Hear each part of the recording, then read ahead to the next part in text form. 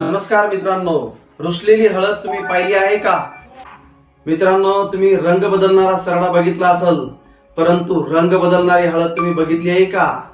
येडी हळद नाही, चमत्कारिक हळद.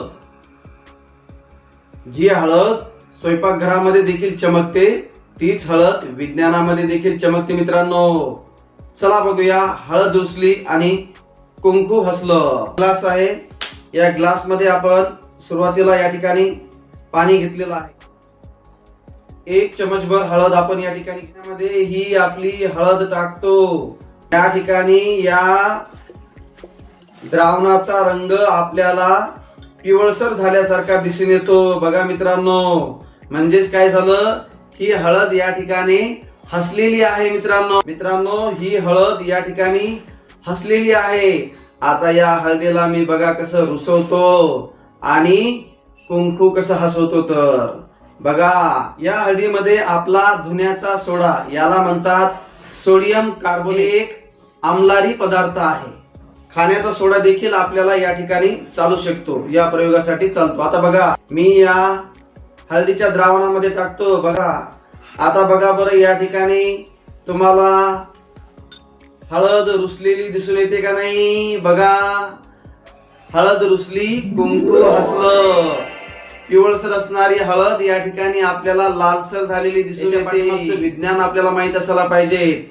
तर काय होते माहितीये का मित्रांनो, हळदीमध्ये कर्कुमिन नावाचं एक रंगद्रव्य असते आणि जेव्हा आपण सोडियम कार्बोनेट नावाचा हा पदार्थ त्यामध्ये टाकतो, म्हणजेच धुण्याचा सोडा त्याच्यामध्ये टाकतो, टाकल्याबरोबर या दोघांमध्ये त्या ठिकाणी केमिकल रिॲक्शन होते, रासायनिक अभिक्रिया होते.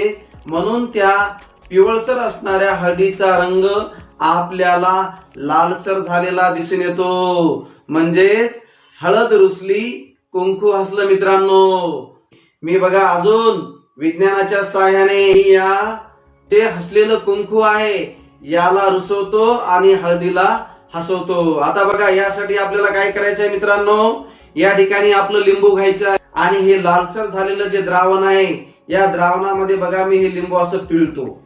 बघा, आता बघा या ठिकाणी काय होते, निरीक्षण करा. आपल्याला परत या ठिकाणी लालसर झालेलं हे जे द्रावण आहे, हे द्रावण आपल्याला पिवळसर झालेलं दिसून येते. मित्रांनो, बघा या ठिकाणी दिसते, म्हणजे परत हळद आपल्याला हसताना दिसत आहे. मित्रांनो, या ठिकाणी बघा, हळद आपल्याला हसताना दिसत आहे. मित्रांनो, हे कशामुळे घडलं?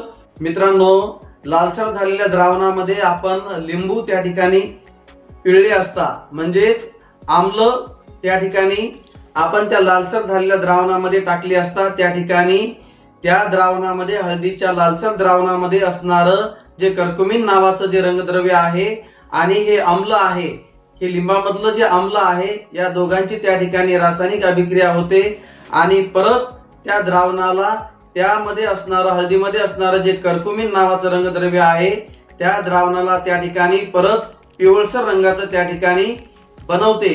हे या पाठीमागचं वैज्ञानिक कारण आहे. मित्रांनो, तुमच्या लक्षामध्ये आलं असेल, आम्लारी पदार्थामध्ये हळद आपला रंग बदलते, म्हणजे लालसर होते, आणि ऍसिडिक द्रावणामध्ये हळद ही पिवळसर रंगाची आपल्याला दिसून येते. हळदीचा विज्ञानामध्ये एक नॅचरल इंडिकेटर म्हणून उपयोग होतो. त्यामुळे आपल्याला आम्लारी धर्मी द्रावण कोणतं आहे आणि आम्लधर्मी द्रावण कोणतं आहे हे ओळखण्यासाठी हळदीचा विज्ञानामध्ये नॅचरल इंडिकेटर म्हणून त्या ठिकाणी उपयोग केला जातो. मित्रांनो, हा हळद रुसली आणि कुंकू हसलं हा प्रयोग आपणास कसा वाटला खाली कमेंट करून सांगा. असेच विज्ञानाचे भन्नाट प्रयोग तुम्हाला जर बघायचे असतील तर माझ्या चॅनलला लाईक करा, फॉलो करा, सबस्क्राईब करा. खूप खूप धन्यवाद.